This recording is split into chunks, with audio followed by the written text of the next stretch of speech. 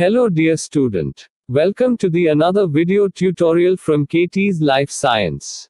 And this is the third lecture of human reproduction.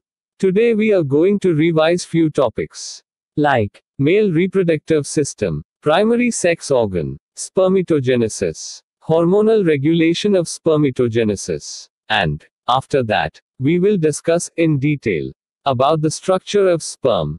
But before that, if you have not subscribed my channel yet, then subscribe it and press the bell icon to get notification of my upcoming video lectures.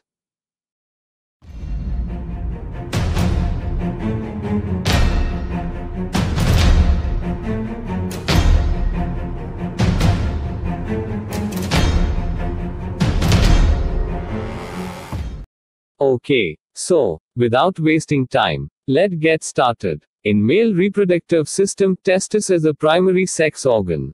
The testes are situated outside the abdominal cavity, within a pouch called scrotum. The scrotum helps in maintaining the low temperature of the testes 2 to 2.5 degrees Celsius lower than the normal internal body temperature necessary for spermatogenesis. In adults, each testis is oval in shape with a length of about 4 to 5 centimeters and a width of about 2 to 3 centimeters. Complete diagram of male reproductive system is given here.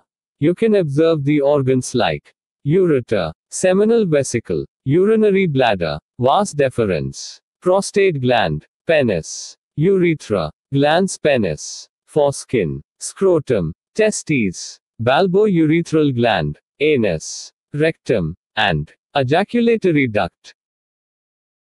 The seminiferous tubules of the testis open into the vasa efferentia. Through the retinal testis, the vasa efferentia leave the testis and open into the epididymis. Located along the posterior surface of each testis, the epididymis leads to vas deferens that ascends to the abdomen and loops over the urinary bladder.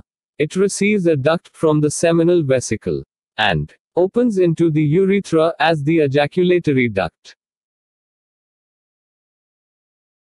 The testis is covered by a dense covering called tunica albuginea. Each testis has about 250 compartments called testicular lobules. Each lobule contains 1 to 3 highly coiled seminiferous tubules in which sperms are produced. Length of one seminiferous tubule is 70 centimeters.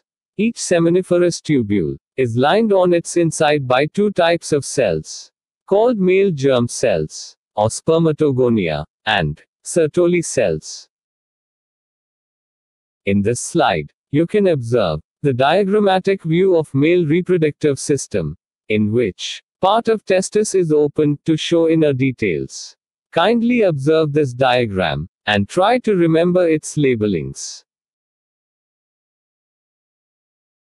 The male germ cells undergo meiotic divisions, finally leading to sperm formation, while Sertoli cells provide nutrition to the germ cells. The regions outside the seminiferous tubules called interstitial spaces contain small blood vessels and interstitial cells, or Leydig cells. Leydig cells synthesize and secrete testicular hormones called androgens. Diagrammatic sectional view of testis is given here. In this diagram you can observe sectional view of seminiferous tubules, outer region of seminiferous tubules or interstitial space, Sertoli cells, and different stages of spermatogenesis. Here another diagram of male primary sex organ, or testis, is given. In this diagram, you can easily observe whole outer structure of testis along with epididymis. Epididymis is divided into three regions called caput epididymis, corpus epididymis, and cauda epididymis. Epididymis is followed by convoluted vas efferent, and vas efferent then followed by straight portion of vas deferens. In this diagram, a cross-section of testis is given. The testis is covered by dense covering. Testes has about 250 compartments called Testicular lobules. Each globules contains 1 to 2 highly coiled seminiferous tubules, in which sperms are produced. Seminiferous tubules opens into vas efferent through rete testis. Vas efferent is followed by epididymis, and epididymis is then followed by vas deferens. Now, let's get some idea about the process of sperm formation, or spermatogenesis. It is process of formation of male gametes or sperms. It begins during puberty and continues till death. With advancing age, the number of sperms produced, as well as quality of sperms reduces. In humans, this process takes 65 to 75 days. It can be divided into two stages. First, spermatocytogenesis. It is formation of spermatids from spermatogonia. And second, spermiogenesis, or spermatalliosis. It is differentiation of spermatids into sperms. In testis, the immature male germ cells of spermatogonia produce sperms by spermatogenesis that begins at puberty. The spermatogonia present on the inside wall of seminiferous tubules multiply by mitotic division and increase in numbers. Each spermatogonium is diploid and contains 46 chromosomes. Some of the spermatogonia, called primary spermatocytes, periodically undergo meiosis.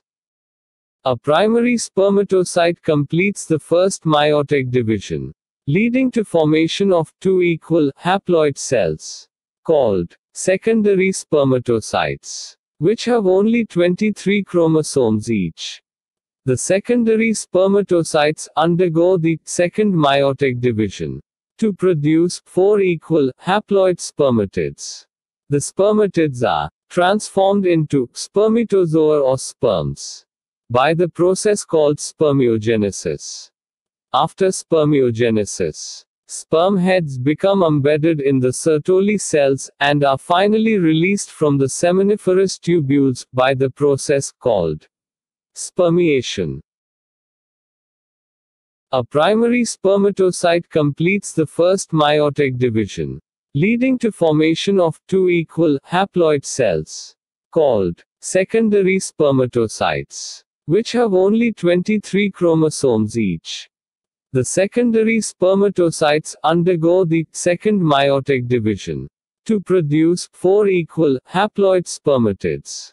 The spermatids are transformed into spermatozoa or sperms by the process called spermiogenesis. After spermiogenesis, sperm heads become embedded in the Sertoli cells and are finally released from the seminiferous tubules by the process called spermiation. In this diagram, you can see the process of spermatogenesis. In seminiferous tubules, the primordial cells, or spermatogonium, which is diploid in nature, is divided mitotically and form primary spermatocytes. The first meiotic division occurs in primary spermatocytes and form secondary spermatocytes, which are haploid in nature. And then, after second meiotic division, the secondary spermatocytes converts into spermatids. The whole process of formation of spermatid from spermatogonium is known as spermatocytogenesis. After that, the spermatids are transformed into spermatozoa, or sperm, by the process called spermiogenesis. After spermiogenesis, sperm heads become embedded in the Sertoli cells and are finally released from the seminiferous tubules by the process called spermiation. Here, and another diagram of spermatogenesis is given for the better understanding of the process of sperm formation. Kindly observe this diagram and chart, and try to remember it. In this diagram, you can see the process of spermatogenesis. In seminiferous tubules, the primordial cells, or spermatogonium, which is diploid in nature, is divided mitotically, and form primary spermatocytes. The first meiotic division occurs in primary spermatocytes, and form secondary spermatocytes, which are haploid in nature. And then, after second meiotic division, the secondary spermatocytes converts into spermatids. The whole process of formation of spermatid from spermatogonium is known as spermatocytogenesis. After that, the spermatids are transformed into spermatozoa, or sperm, by the process called spermiogenesis. After spermiogenesis, sperm heads become embedded in the Sertoli cells and are finally released from the seminiferous tubules by the process called spermiation. The whole process of spermatogenesis is regulated by hormones. So, now, let's discuss some points on hormonal regulation of spermatogenesis. Spermatogenesis starts at the age of puberty. Due to significant increase in the secretion of gonadotropin-releasing hormone, the increased levels of gonadotropin-releasing hormone then acts at the anterior pituitary gland and stimulates secretion of two gonadotropins, luteinizing hormone LH and follicle-stimulating hormone FSH. LH acts at the Leydig cells and stimulates synthesis and secretion of androgens, which in turn stimulate the process of spermatogenesis. FSH acts on the Sertoli cells and stimulates secretion of some factors which help in the process of spermiogenesis. In simple way, just remember that hypothalamus secretes gonadotropin-releasing hormone. This gonadotropin-releasing hormone acts on anterior pituitary gland. So, the anterior pituitary gland secretes two hormone, LH and FSH. These two hormones acts on testes and stimulates Leydig cells and Sertoli cells. After stimulation of Leydig cell by luteinizing hormone, it secretes testosterone, and after stimulation of Sertoli cells by follicle-stimulating hormone, it secretes some factors which helps in the process of spermiogenesis, like androgen binding protein, or ABP, inhibin. It is a proteinaceous hormone which helps in negative feedback mechanism, and Mullerian inhibiting substance, or MIS. Now, let us examine the structure of a sperm. The sperm is a microscopic structure composed of a head, neck, a middle piece, and a tail. A plasma membrane envelopes the whole body of sperm. The sperm head contains an elongated haploid nucleus, the anterior portion of which is covered by a cap-like structure known as acrosome. The acrosome is filled with enzymes that help fertilization of the ovum. The middle piece possesses numerous mitochondria, which produce energy for the movement of tail that facilitates sperm motility essential for fertilization. Manchette is thick layer of cytoplasm in middle piece. Nebenkern is spiral arrangement of mitochondria in some species of insects. The human male ejaculates about 200 to 300 million sperms during a coitus, of which for normal fertility, at least 60% sperms must have normal shape and size. And, for at least 40% of them, must show vigorous motility. In this diagram, you can observe the structure of sperm. Don't forget to like, share and comment. Please subscribe my channel and press the bell icon to get notifications. Thank you for watching.